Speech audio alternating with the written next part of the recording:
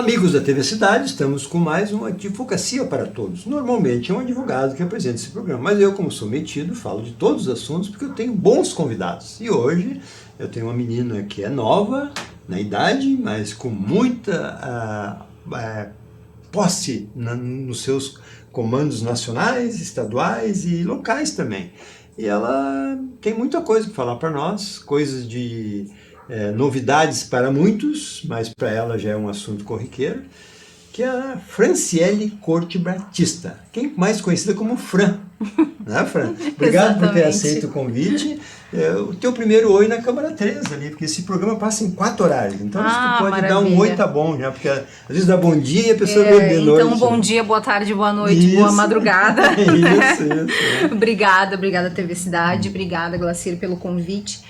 Para mim é um imenso prazer estar aqui contigo, conversando um pouquinho, né, sobre o meu dia a dia, né, voltado para essa área que ela é bastante específica, né, que é a área do direito médico e da saúde, e enfim, fico à disposição, né, para a gente conversar sobre esses alguns temas. Eu te garanto que assim, esse assunto que nós vamos conversar hoje, até hoje a TV não teve ainda a felicidade de falar, porque realmente é um assunto bem específico, e tu te especializou nessa área, né? Sim, sim. Em Farroupilha a gente não sabe de outros advogados que fazem isso, e no Brasil são poucos, né? São poucos. Porque tu, de cara, teve a felicidade de ter pessoas de contato que te levaram para associações nacionais e tal, né? Isso. Então isso te trouxe um conhecimento que tem muito valor, né, Fran? Com certeza. Então, mas primeiro, quem é a Fran? Por que a Fran resolveu ser advogada? De onde é que veio essa vontade aí? Né? Porque tu chegou a trabalhar um pouco na Câmara de Vereadores,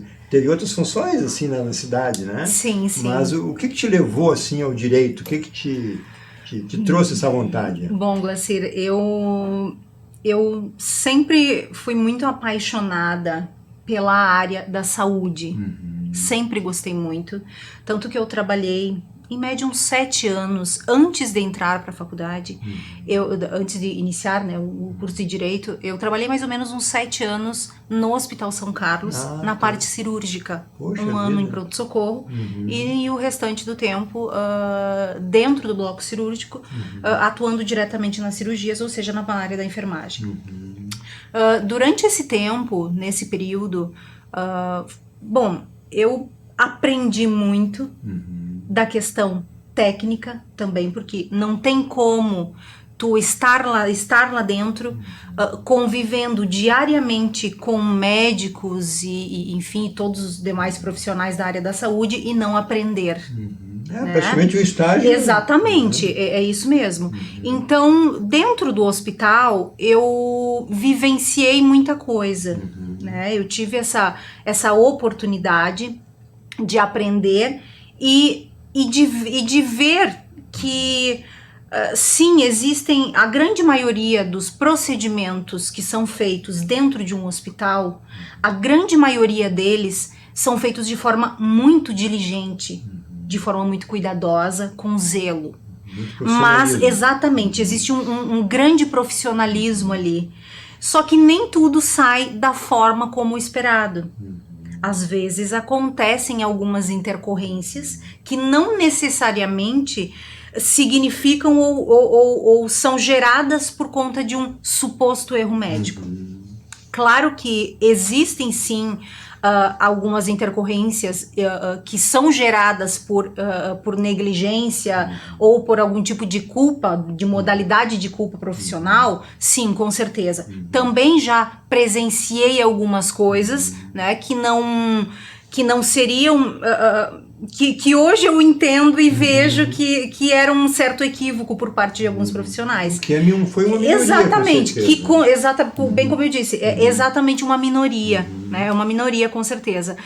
Porém, nesta época, como eu disse, eu sempre gostei muito dessa área da saúde, e na mesma época em que eu fiz o curso de o vestibular para direito, que também seria uma opção, né? Porque como eu via toda a dedicação da classe, né? Eu sempre me questionava o porquê que eles eram tão processados. E eu pensava, bom, eu acho que eu posso, unir essa paixão que eu também tenho pelo direito, unir a prática que eu tenho de tanto tempo. E também por algumas influências, alguns médicos, eles sempre até mencionavam, Fran, tu tem que fazer medicina, tu tem que fazer medicina. E inclusive eu fiz medicina também, eu fiz o vestibular tanto para um quanto para outro, e na época até consegui passar em Pelotas. Mas na época eu também não queria Pelotas, e também não tinha muita condição de me manter por lá naquela época. E como o direito sempre foi também uma grande paixão, né? Eu acabei me voltando para essa área do direito médico. E graças a Deus, né? Acabou surgindo na minha vida o meu grande mestre, né? Que eu sempre chamo ele de mestre, que é o Raul Canal, que é um advogado hoje referência internacional em direito médico. E eu já trabalho com ele há 10 anos. 10 anos já. Há 10 anos. Esse realmente me pegou para criar, né? E me ensinou muita coisa. Ele é de Brasília? Ele é de Brasília. Bom, natural ele é de Carlos Barbosa. É vizinho, isso mesmo. É vizinho. Mas foi para Brasília com 18 anos e lá montou um verdadeiro império. Né? E então eu devo muito, né, do conhecimento adquirido dentro da parte jurídica, né, aplicada ao direito médico ali, a parte prática. Com certeza devo muito a ele, né? Ele e era toda a professor equipe. Aqui na época ou não? Não. Conheci assim numa situação muito que não teria muita relação, alguém falou de mim numa situação específica e ele disse, não, mas eu quero conhecer porque nem todos os advogados, nem todo mundo que trabalha nessa área tem o conhecimento prático. E no fim das contas a gente acabou nos conhecemos nessa situação e nunca mais é isso aí, e estamos Dr. aí até Raul hoje. É o cara, então. Dr. Raul é o canal. É o canal. Exatamente. Dr. Raul é o canal, isso Raul mesmo. Canal. Exato. Eu queria falar com ele também. Com certeza. Bater um papo aqui, com toda certeza. Legal, é só a gente agendar que ele certamente ele concede uma entrevista. Mas tu sempre aqui em Farroupilha e fazendo as pontes. Então, logo que eu comecei a trabalhar com esse grupo de Brasília, que é a ANADEM, né, a Sociedade Brasileira de Direito Médico, eu, desde aquela época, eu comecei a minha atuação em outros estados. Eu sou conselheira jurídica e científica dessa Sociedade de Direito Médico e Bioética. Te deu uma abrangência nacional. Isso acabou me levando principalmente para outros estados. Tanto que agora não sei se faz 2 anos, que eu comecei a me voltar mais para o meu estado. Porque senão, do contrário, eu sempre acabei tendo uma atuação muito maior em outros lugares do que necessariamente aqui. Mas pela associação Exatamente, por conta disso. E também, através do Dr. Raul e através da ANADEM, há um tempo atrás, eu estive até em Brasília, e eu queria criar aqui no Rio Grande do Sul uma associação gaúcha de direito médico. Que não tinha. Que não tinha, isso mesmo. Porque existem sim as comissões de saúde, por exemplo, que são da OAB, que aqui na nossa cidade, na subseção aqui de Farroupilha, eu sou a presidente da comissão de saúde. Porém, o Rio Grande do Sul, muito embora seja o estado onde os médicos mais são processados, nós temos um índice altíssimo de processo por suposto erro médico, né? O gaúcho é mais procura o gaúcho também, é muito mais diligente do que qualquer, ou melhor, muito mais litigante. Esse é o termo. Muito mais litigante do que outros, do que outras, enfim, do que outros estados, né? Então, o Brasil, ele teve, o Rio Grande do Sul, ele teve nos últimos 15 anos um aumento de mais de 1.600% de processos contra médicos. Olha só. Mais de 1.600%. Então, e isso acompanha, aliás, ele está um pouco acima da média nacional, que é de 1.350. Que não é pouco, isso mesmo, não é pouco. Mas ainda assim o Rio Grande do Sul está acima disso. Então, só que mesmo nós tendo, o Rio Grande do Sul tendo esse alto índice de processos contra médicos, nós ainda somos um estado onde não se, até então, né, não se olhava tanto para essa área. Mas a entidade, os médicos, exatamente, isso mesmo, exatamente, corpo jurídico, isso né? mesmo. Então mas não era especializada, né? Sim, claro, eles têm, logicamente, eles têm a vivência disso, Sim, sem dúvida alguma. também, claro, eles têm essa competência, sem dúvida. Porém, é uma minoria. É muito pequena. Em comparação com o tanto de profissionais que ingressam com ações contra médicos, tu ter ali um pequeno corpo jurídico não dá conta. Exatamente, não dá conta. E vocês têm a experiência nacional, pega um pouco de cada um. Exato, pega um pouco de cada um. Inclusive, esse seminário que eu mencionei, que eu acabei não indo agora esse ano, por acaso não fui, né? De forma muito excepcional. Mas esse seminário, inclusive, o objetivo dele, em um dos dias, é exatamente discutir questões diferentes. Ao grupo, né? Ao grupo que compõe a ANADEM, né? Não interessa o que é corriqueiro, interessa o que é diferente. Porque aquilo que dá certo, vai dar certo para qualquer um. Agora, aonde que tá a dificuldade? Aonde que tá o caso específico? É no detalhe que se foca, né? É ali no detalhe. Mas enfim, então por conta de tudo isso eu resolvi sugerir que nós criássemos uma associação voltada para o direito médico. E no entanto, o Dr. Raul já tinha na manga uma associação que é uma associação latino-americana de direito médico, que é fantástica, que ela é composta por mais de 17 países, com profissionais, e não apenas profissionais da área jurídica, mas tem médicos, odontólogos, peritos, né, tanto de uma classe quanto da outra. Então ela é muito abrangente e ela é voltada exatamente com esse fim, que é para estudar as normativas, as legislações voltadas à área da saúde como um todo, e também propor os limites da bioética, né? Porque os tratamentos que são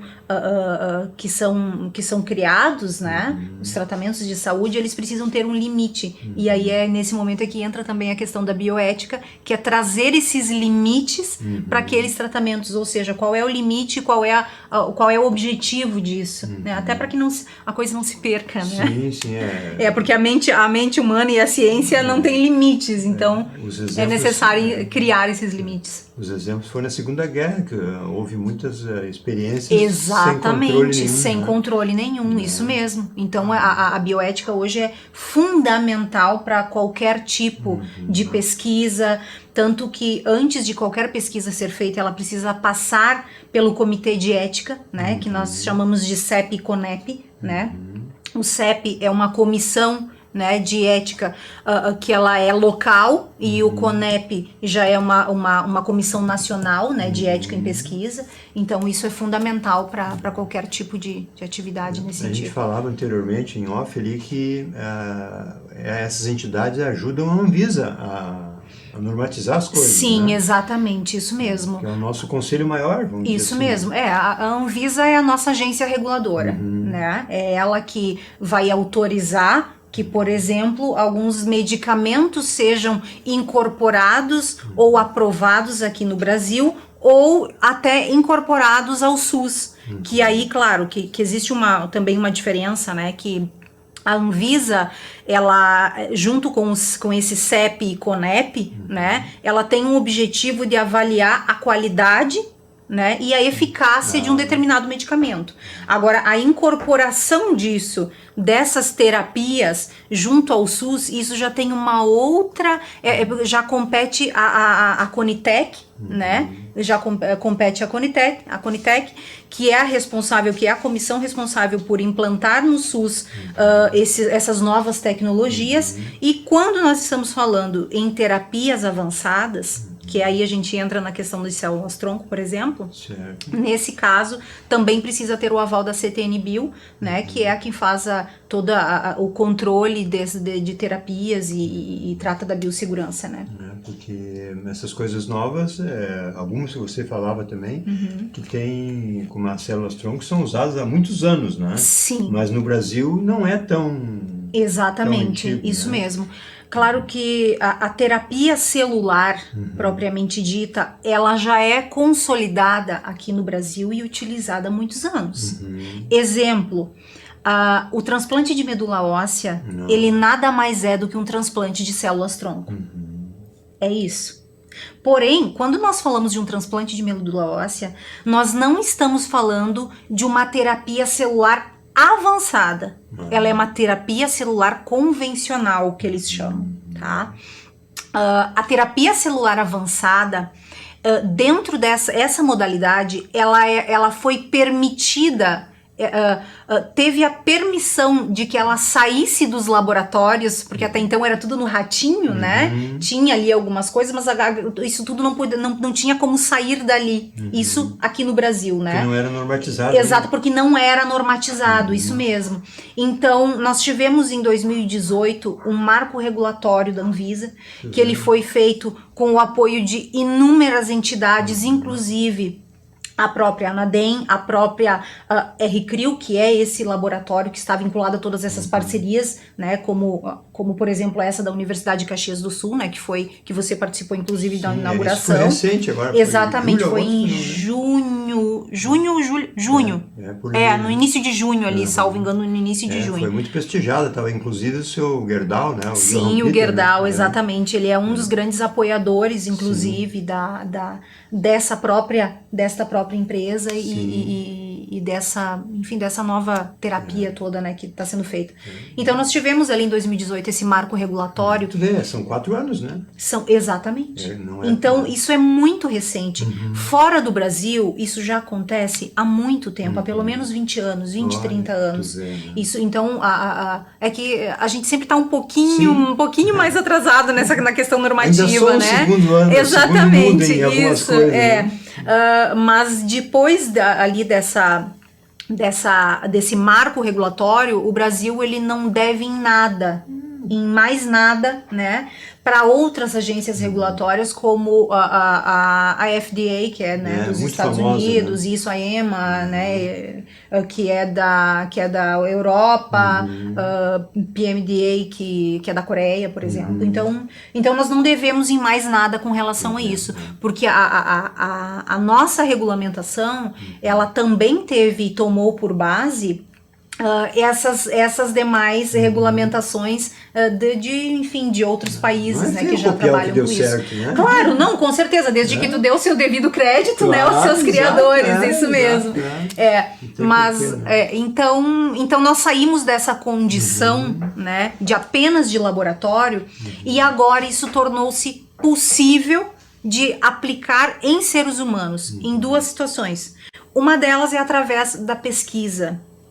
E quando nós falamos em pesquisa, o resultado no final, o resultado dessas pesquisas, hoje, por conta dessas normas, elas podem se tornar um produto de terapia avançada. Por que produto?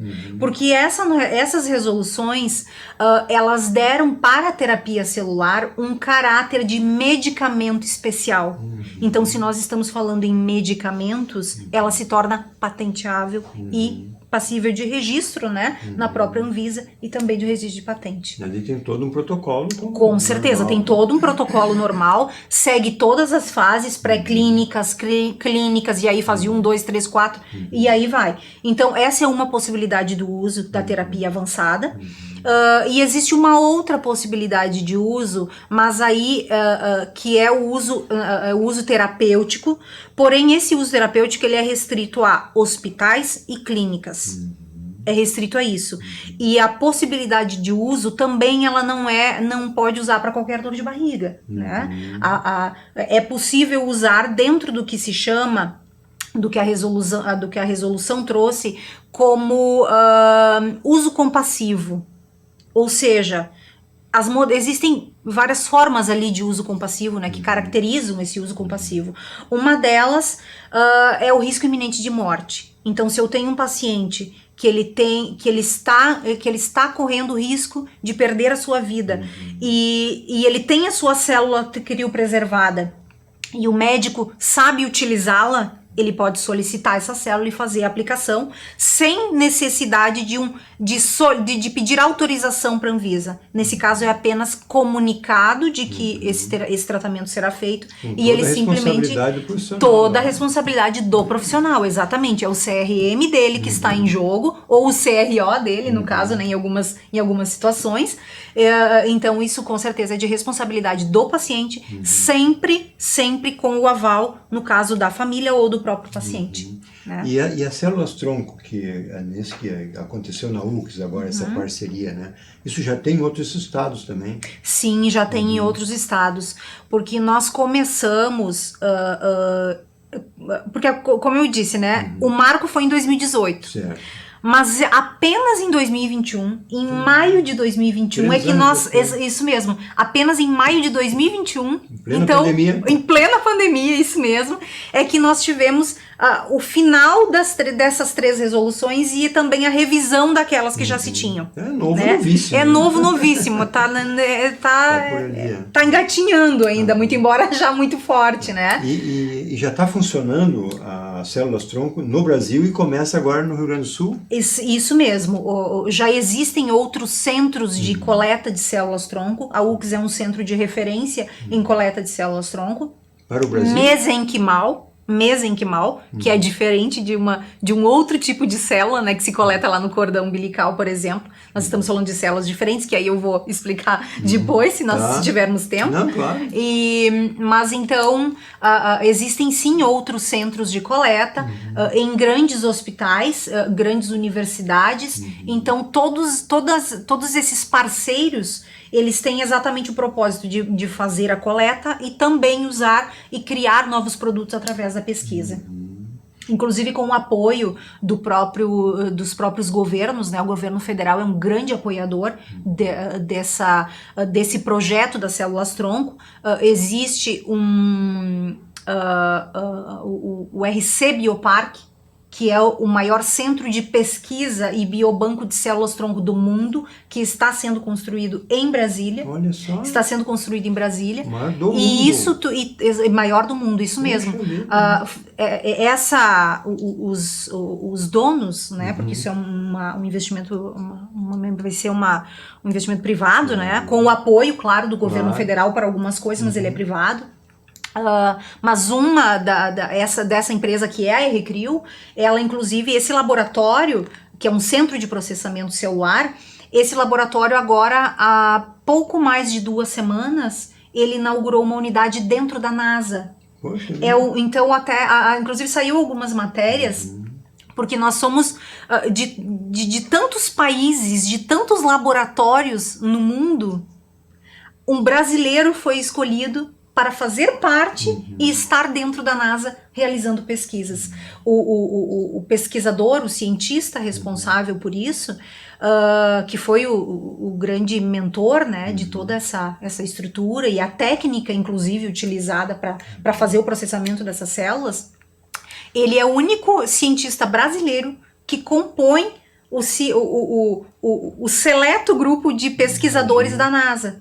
Que está na Califórnia, que exatamente, que dispensa comentários e apresentações, né? Nós tivemos de lá recentemente, a Califórnia, se fosse um país, seria o 5º maior do mundo. Sim. Então tudo acontece lá. Né? Exatamente, tudo acontece lá. Pela tecnologia, pela inovação, eles são inovadores em tudo praticamente. Né? Isso mesmo. Que bacana, então tu vê, e o brasileiro de modo geral, né, Fran, ele é muito requisitado pela habilidade, pelo jogo de cintura também, né? Nós temos uma característica muito peculiar, que é a capacidade de melhorar e baratear o que é feito lá fora. Que bom! Isso mesmo. Então, tem muita coisa, muito medicamento que ele foi criado, né, desenvolvido fora do Brasil, e quando se faz aqui, a gente consegue reduzir o preço e, se bobear, fazer até muito melhor. Então nós temos essa característica. Isso é reconhecido pelo mundo todo. Exatamente, isso é reconhecido. Pra ter uma ideia, nós tivemos lá no Google o gerente que cuida do Street View, ele é caxiense e ele está ganhando assim, olha só, uns $200 mil por ano. Né? Gaúcho vai dominar o mundo. Pelo visto. Estão por tudo, né? Estão por tudo. E em Farroupilha já está sendo, já tem gente que já está trabalhando com isso? Tu te referes à coleta ou à aplicação? Não, a coleta e a aplicação. A coleta ela é feita na Universidade de Caxias do Sul. É só lá. Isso, é só lá. Para a região da Serra, é lá. Lá é o centro de referência para isso. Na região metropolitana, nós temos uma clínica que ela é especializada em medicina regenerativa e também já temos alguns hospitais de ponta que estão entrando também nessa parceria, que nós já estamos em negociação há bastante tempo, né? E tem a Universidade Franciscana, que é de Santa Maria, então ele atende toda aquela região, e também isso aqui no Rio Grande do Sul, né? Então esses são os centros aqui do Rio Grande do Sul. E aí tem vários outros, no Paraná nós temos o Tecpar, que e o Hospital Ipo, enfim, tem inúmeras, tem né? E em Farroupilha já tem gente trabalhando com isso ou ainda não? Olha, é que a partir do momento que a pessoa tem a sua célula criopreservada, a maneira como ela vai utilizar essa célula, existe ali uma questão de sigilo profissional, né? Então, aquele médico, aquele dentista que ele for fazer a aplicação no seu paciente, nós estamos falando de um tratamento. E se tu precisa de um tratamento, consequentemente, é porque tu tem alguma patologia, tu precisa usar em alguma coisa. Então, isso não é algo que tu diga, eu estou usando, né? Não vai fazer isso por conta do sigilo profissional, né? Com algumas exceções, claro. Não sei se chegaste a ver, essa semana saiu inclusive uma matéria do Scooby, o Pedro Scooby, que ele está fazendo o tratamento com células tronco, inclusive, né? São Paulo, células tronco.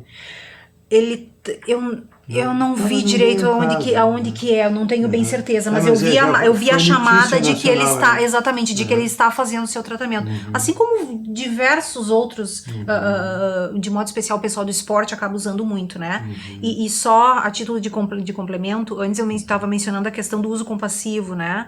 E além dessa modalidade do uso compassivo, que é o uso emergencial, que é quando tu tem um risco iminente de morte, tu também pode fazer a solicitação para uso. Por exemplo, não tem mais alternativa terapêutica. Eu já fiz aquelas alternativas que já tinha. E esse paciente ele pode ter uma piora. Bom, então também é possível que se faça o uso, a solicitação dessa célula. Ou eu tenho uma alternativa terapêutica, exemplo, uma alternativa cirúrgica. Porém, aquele paciente, ele não tem condições clínicas ou ele está hemodinamicamente instável para submeter a uma determinada cirurgia. Então também é uma possibilidade de uso. Então, embora restrita, né, as opções que se tem hoje de uso, elas ainda são bastante permissivas, se tu for ver, considerando que antes nós não tínhamos como fazer esse uso, né? Então, só para complementar. E a diferença é essa da compatibilidade, como é que funciona isso aí? É que quando a gente fala da célula tronco mesenquimal, o que a resolução permite é a utilização, eu coleto para usar em mim mesmo, né? Ou seja, isso é chamado de uso autólogo, é de mim para mim mesmo. Hoje a norma permite dessa forma. Existem sim alguns produtos, inclusive, alguns inclusive já quase indo a registro, aonde foi usado só uma parte, por exemplo, da célula tronco, né? Não foi usado uma parte apenas da célula tronco para desenvolver aquele determinado produto, né? E aí sim tu acaba fazendo, por exemplo, com células doadoras. Teve um estudo que a Recrio fez, que é voltado para COVID, né? Tem um estudo voltado para COVID, eles até, como eu disse, já se não saiu esse registro, ele já está por sair, né?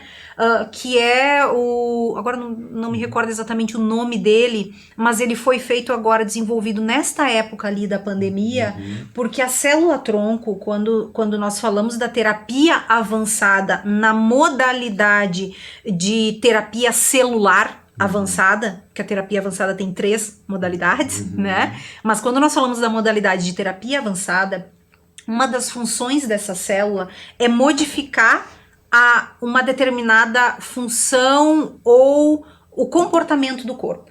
Então, nessa época da Covid, qual que era o grande problema? Era a infecção nos pulmões. E a célula-tronco, ela tem um efeito que chama-se de... é um efeito imunomodulador. Ou seja, ela auxilia no controle da infecção. E enquanto ela está ali auxiliando no controle da infecção, isso com certeza faz o quê? Potencializa o efeito daqueles outros medicamentos. Então foi desenvolvido isso, porque ela naturalmente, a célula-tronco quando injetada, ela naturalmente busca aonde está a infecção. Ela busca para poder regenerar aquele tecido que está machucado, né? Enfim, ela tem essa tendência. Quando tu quer concentrar ela em um determinado lugar, normalmente eles utilizam algum biomaterial, alguma coisa para poder manter ela naquele determinado lugar, porque do contrário ela busca, né, aonde ela pode ter uma atuação melhor. Isso aí. Outra coisa avançada nisso. Não, é imensa, é fantástico, né? E as outras duas, o que é que você podia passar por nós? Te referes dessas terapias que eu mencionei, isso, né? as três, né? Então, a terapia avançada, ela se diferencia pela terapia celular avançada, né? Que é essa que eu mencionei, né? E também dentro dessa terapia celular, é quando tu, por exemplo, tu tira a célula de um determinado tecido. Exemplo, eu tiro do periósteo, que é o céu da boca. Eu vou tirar essa célula, ela exerce uma função ali. Mas, ou seja, que ela vai ter uma função de criar cartilagem ou de criar um osso, ela vai ter uma determinada função. Em laboratório, como essa célula mesenquimal, ela tem a capacidade de se transformar em qualquer tipo de tecido sólido, em laboratório ela pode ser induzida a criar outro tipo de tecido. Então, por exemplo, eu vou coletar o osso, né, que é o periósteo, mas na hora de aplicar, ela vai se transformar e vai ter uma função de criar, por exemplo, um tecido neurológico.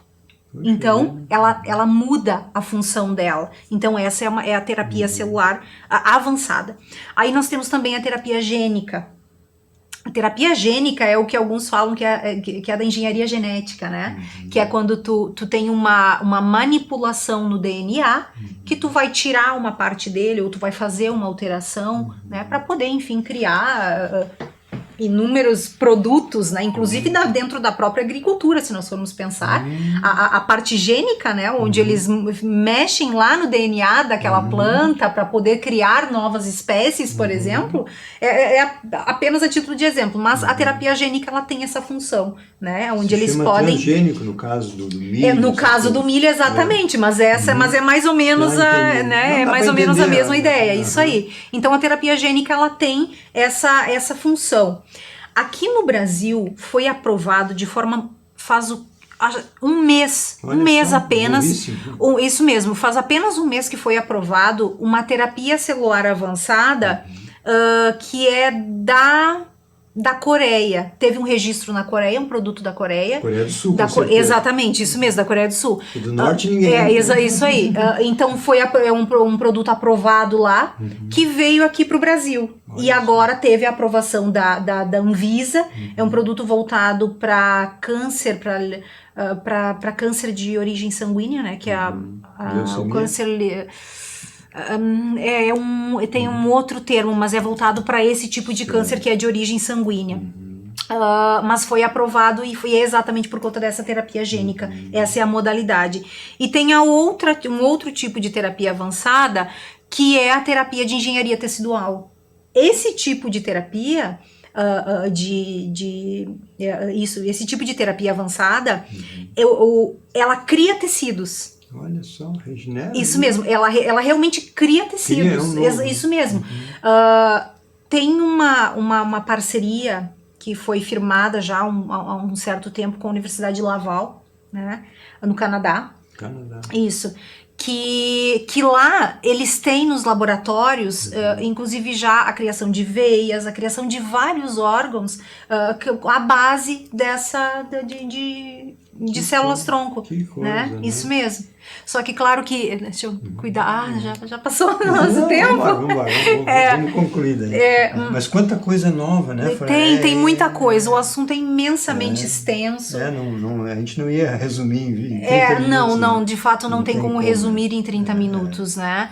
E isso que nós estamos apenas falando da terapia celular. Sim, nós estamos sim. falando de terapia avançada apenas, Sim, né? Porque se nós formos ainda avançar para outros assuntos, então ainda tem muito mais, Não, mas né? a casa está à disposição aqui para a gente. Acho que programas que esse são muito esclarecedores, principalmente Sim. para as pessoas mais leigas, mas também para as pessoas interessadas. Não, né? com certeza. Porque isso, quem não acompanha a modernidade, a renovação, fica para trás, né? Então, tu olha só o avanço que o mundo tem nisso aí, Sim. né? De técnicas.